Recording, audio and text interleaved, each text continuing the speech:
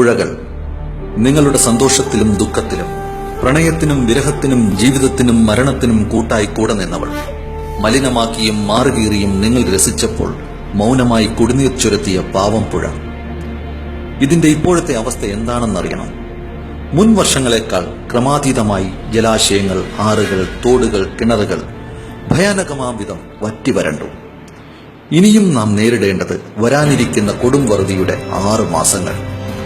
ഇപ്പോൾ തന്നെ മലിനമാക്കപ്പെട്ട ബാക്കി വന്ന ജലത്തിൽ രോഗാണുക്കൾ പെരുകി മാരക രോഗങ്ങൾ നമ്മെ കാത്തിരിക്കുന്നു. എത്രമാത്രം ജലം നമുക്ക് ശേഖരിച്ചു വയ്ക്കാൻ സാധിക്കും? അത് പ്രായോഗികമല്ല. മിച്ചം വന്ന ജലമെങ്കിലും ശുദ്ധമായി സംരക്ഷിക്കുക എന്നത് മാത്രമാണ് നമുക്ക് മുന്നിലുള്ളത്. ഇനിയും സമയം പോയിട്ടില്ല. എല്ലാവരുടെയും കൂട്ടായ പ്രവർത്തനമാണ് ആവശ്യം.